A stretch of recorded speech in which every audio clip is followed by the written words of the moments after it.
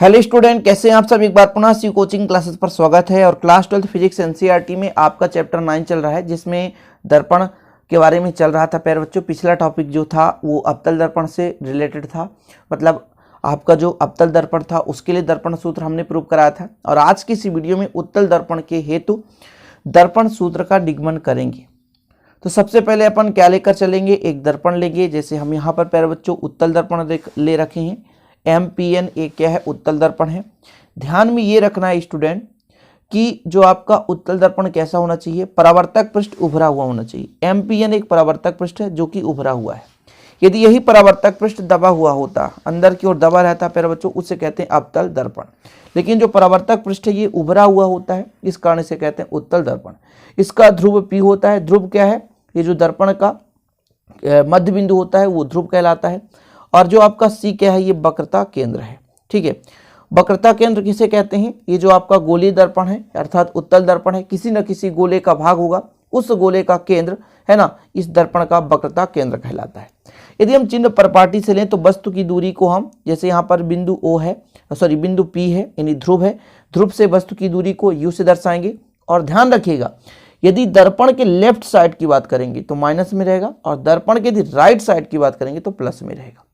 तो यदि हम वस्तु की दूरी को कहें तो वस्तु की दूरी को U से दर्शाते हैं। अच्छा, प्रतिबिंब की दूरी को V से दर्शाएंगे, तो ये वस्तु की दूरी -U में रहेगा। लेकिन P से B डैश की दूरी ये V रहेगा और प्लस में रहेगा। PC की दूरी पर बच्चों R रहेगा। क्यों?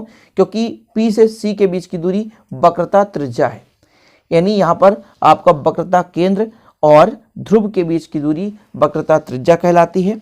अर्थात ये जो आपका उत्तल दर्पण है, जिस गोले का भाग है उस गोले की त्रिज्या इस दर्पण की वक्रता त्रिज्या कहलाती है।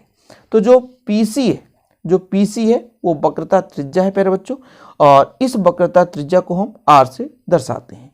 तो हमारा PB बराबर U यानी -U हो जाएगा, PB डैश बराबर V और PC बराबर यहाँ पर हम R, और R बराबर होता है 2F। तो यहाँ पर इतना लिखना है कि माना MPN एक उत्तल दर्पण है जिसका ध्रुव P वक्रता केंद्र C है। यदि चिन्ह परपाटी से बात करें तो दर्पण से वस्तु की दूरी PB बराबर -U हो जाएगा। माइनस क्यों? क्योंकि ये किधर प्यारे बच्चों, लेफ्ट साइड पे है। दर्पण से प्रतिबिंब की दूरी फी हो जाएगा, ये राइट में है इसलिए प्लस। वक्रता त्रिज्या कैपिटल R हो जाएगा जो कि 2F के बराबर होगा, यानी PC बराबर 2F हो गया। ठीक, तो ये आपका हो गया उत्तल दर्पण हेतु दर्पण सूत्र, उत्तल दर्पण हेतु जो भी माना लिखना है, दर्पण सूत्र तो अभी प्रूव करना है। अब यहाँ पर जो भी हमारे पास इस डायग्राम में प्यारे बच्चों प्रतिबिंब बना A डैश B डैश, इसके फलस्वरूप यहाँ पर समरूप त्रिभुज बने हैं और उन समरूप त्रिभुजों को लेकर चलेंगे। क्योंकि आपको पता है कि AB का प्रतिबिंब A डैश B डैश है, और प्रतिबिंब कब बनता है, जब दो आपके परावर्तित किरणें एक दूसरे से मिलती हैं। जैसे AB वस्तु है, A से एक प्रकाश किरण S यहाँ पे बिंदु ले लेते हैं, S से होकर के जाती है और आगे जाकर C पर मिलती है और परावर्तित होकर उसी दिशा पे लौट जाती है। और दूसरी प्रकाश किरण A से चलती है और P पर टकराती है और परावर्तन के फलस्वरूप O दिशा में चल जाती है। ये जो आपतन कोण होता है ये I है, वो परावर्तन कोण के बराबर होता है ना। I का मान R के बराबर होगा और ये शीर्षाभिमुख कोण हो जाएगा। कोई दिक्कत नहीं, बिल्कुल चिंता ना करें, आगे चलकर आप पूरा समझ जाएंगे।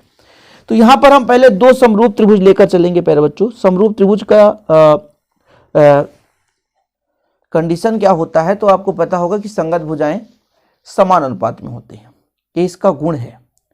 ठीक है, ये कंडीशन है, स्थित है कि यदि दो त्रिभुज समरूप हैं तो उनके संगत भुजाओं का अनुपात समान होगा। ओके, तो दो त्रिभुज लेकर चलेंगे ABP। देखिएगा ABP, एक त्रिभुज दिख रहा है ABP और A dash B dash P। AB का संगत A डैश B डैश और PB का संगत PB डैश। समझ रहे हैं, दो त्रिभुज, एक APB, ठीक है, और एक A dash P dash B। ठीक, ये दो त्रिभुज लेकर चलेंगे। तो समरूप त्रिभुज है तो दो त्रिभुज लेकर चलेंगे ABP। कौन कौन सा? ABP और प्यारे बच्चों A dash B dash P। Simple. तो समरूप त्रिभुज कौन कौन सा प्यारे बच्चों?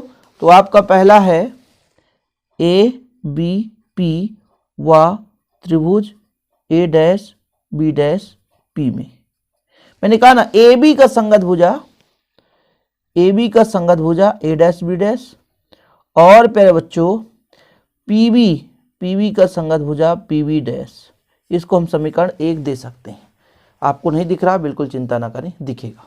ए बी का संगत भुजा A dash B dash, PB का संगत भुजा पीबी डैश। क्लियर? तो चलिए यहां पर समझ लीजिए फिर से, ए बी पी और A dash B dash P. A B का संगत भुजा ए डैश बी डैश और प्यारे बच्चों पीबी का संगत भुजा पीबी डैश।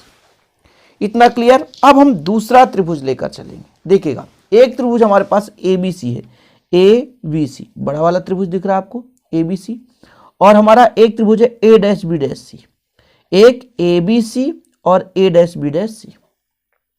तो ए बी का संगत भुजा ए डैश बी डैश और बी सी का संगत भुजा बी डैश सी।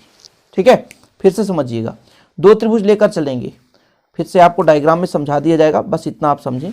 वह समरूप त्रिभुज ए बी सी व त्रिभुज ए डैश बी डैश सी में। दो त्रिभुज यदि समरूप हैं प्यारे बच्चों तो उनके संगत भुजाओं का अनुपात क्या होता है? बराबर होता है। मतलब ए बी का संगत भुजा ए डैश बी डैश और आपका बी सी का संगत भुजा बी डैश सी, ये आपका समीकरण 2 हो गया। फिर से आप लोग समझ लें एक बार, फिर से समझें। दो त्रिभुज लिया हमने, ए बी सी यानी बड़ा वाला त्रिभुज देख रहे हैं, फिर A dash B dash C. A B का संगत भुजा ए डैश बी डैश और बी सी का संगत भुजा बी डैश सी। ठीक है, क्लियर है इतना? अब समीकरण 1 और 2 को आप लोग देखिए और थोड़ा सा इसको समझिए कि क्या कुछ बराबर दिख रहा है समीकरण 1 और 2 में। जी हाँ, समीकरण 1 हुआ 2 से। देखिए, लेफ्ट में ए बी बटे A dash B dash, left में ए बी बटे ए डैश बी डैश। तो जब लेफ्ट बराबर हैं यानी बायां पक्ष बराबर है प्यारे बच्चों, तो दायां पक्ष भी क्या होगा? बराबर होगा। फिर से समझने की कोशिश करेंगे, जब बायां पक्ष बराबर है तो दायां पक्ष भी क्या होगा? बराबर होगा। मतलब यहां पर हम लिख सकते हैं जो आपका पीबी है बटे पीबी डैश है, ये बराबर होगा किसके? बी सी बटे बी डैश सी के। और इसको आप समीकरण 3 भी दे सकते हैं, लेकिन जरूरत नहीं है अभी। देखिएगा, ए बी बटे A dash B dash, A B बटे ए डैश बी डैश, ये दोनों बराबर हैं तो ये दोनों भी बराबर होंगे। अब हम पीबी को अरेंजमेंट करना चाहें तो क्या पीबी का मान पता है? जी हाँ, कोई दिक्कत नहीं। पीबी डैश का मान पता है? हाँ। क्यों? क्योंकि पीबी प्यारे बच्चों वस्तु की दूरी है, पीबी डैश प्रतिबिंब की दूरी है। बीसी हमको पता नहीं है, तो बीसी कैसे निकालेंगे? देखिएगा, हम एक बार अरेंज करना चाहते हैं पीबी बटे पीबी डैश। बीसी को हम लिख सकते हैं बीपी बटे पीसी।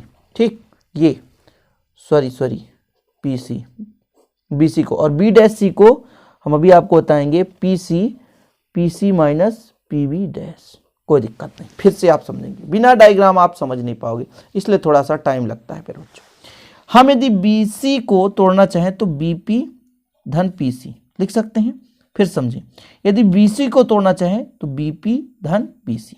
ओके, और हम बी डैश सी निकालना चाहें तो पीसी में पीबी डैश घटा सकते हैं। फिर समझो, हम यदि बीसी को लिखना चाहें तो ऐसे दो भागों में पीबी धन पीसी, इतना कर सकते हैं। और बच्चों, यदि हम बी डैश सी निकालना चाहें तो पीसी में पीबी डैश घटा सकते हैं।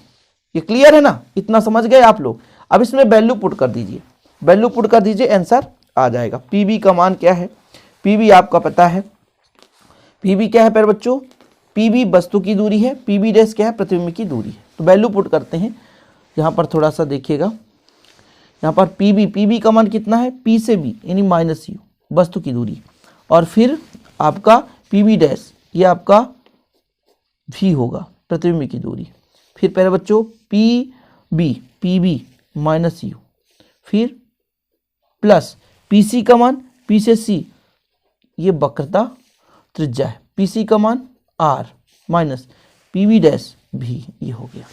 आर बराबर 2f होता है, आर बराबर 2f, तो यहाँ पर वैल्यू पुट कर दो, आर बराबर माइनस भी बटे यू और माइनस यू प्लस 2f ते आर माइनस भी। ठीक, फिर आप क्या करोगे? तिर्यक गुणा करोगे, इसका गुणा इधर, इसका गुणा इधर, तो देखिएगा माइनस भी आर और इधर थोड़ा सा देखिए गड़बड़ है, ये यू है, ये यू है ऊपर, है ना, और ये भी है, ये ऊपर यू है, तो ये हो जाएगा यू आर, r बराबर 2f कर लेते तो और अच्छा रहता है ना, यहाँ पे कोई बात नहीं, अगले स्टेप में कर लेंगे। तो यहाँ माइनस माइनस प्लस हो जाएगा, यू वी बराबर कितना हो जाएगा प्यारे बच्चों, इधर हो जाएगा तो माइनस वी यू या यू भी कर सकते थे प्लस 2vf। यदि इसको अरेंज करेंगे तो r बार 2f कर देंगे तो 2f हो जाएगा और u है ही है, प्लस यू भी बराबर माइनस यू भी, इसको यू भी कर सकते हैं प्लस 2vf। देखिएगा जरा, ये uf है, सॉरी यू भी है, ये माइनस में इधर आएगा तो प्लस हो जाएगा 2uv हो जाएगा, और ये है प्यारे बच्चों 2vf, ये माइनस में इधर जाएगा तो 2uf, ये हो जाएगा। थोड़ा सा अरेंज करेंगे, इधर उधर प्लस माइनस गलती नहीं होना चाहिए। दोनों पक्षों में यदि हम 2 का भाग दे देंगे तो आ जाएगा यू भी बराबर vf प्लस uf। ठीक, अब दोनों पक्षों में uvf का भाग देने पर दोनों पक्षों में uvf का क्या करेंगे, भाग देने पर uv बटे uvf, और यहाँ पर vf बटे uvf प्लस uf बटे uvf। जो कट रहा है काट दो, जो बचागा तो बचा दो। ये कट गया भैया, vf से vf कट गया, u से uf से f, तो आपका बच क्या रहा है 1 बटे f बराबर 1 बटे u प्लस 1 बटे v। ठीक है, ये आपका करेक्ट आ गया, ये आपका करेक्ट दर्पण सूत्र क्या है, दर्पण सूत्र। यही उत्तल दर्पण के लिए दर्पण सूत्र है, सिंपल है। ज़्यादा लॉजिक मत लगाओ, जितना करा रहा हूँ उतना आप करो, आपको बराबर अंक मिलेंगे, एक भी अंक कटने के चांसेस नहीं है। उम्मीद करता हूँ बच्चों ये आपको समझ में आ गया होगा। वीडियो पसंद आए तो लाइक जरूर करें, दोस्तों के साथ शेयर करें। यदि नोट्स लेना है तो 96 85 29 51 49 पर कॉन्टैक्ट करें। किस पर, 96 85 29 51 49 पर कॉन्टैक्ट कर सकते हैं। आपको हैंड रिटेन नोट्स दिया जाएगा, कुछ चार्जेस हैं जो कि बहुत ही कम रहेगा। चलिए बच्चों, मिलते हैं अगली वीडियो के साथ, तब तक के लिए जय हिंद, वंदे मातरम।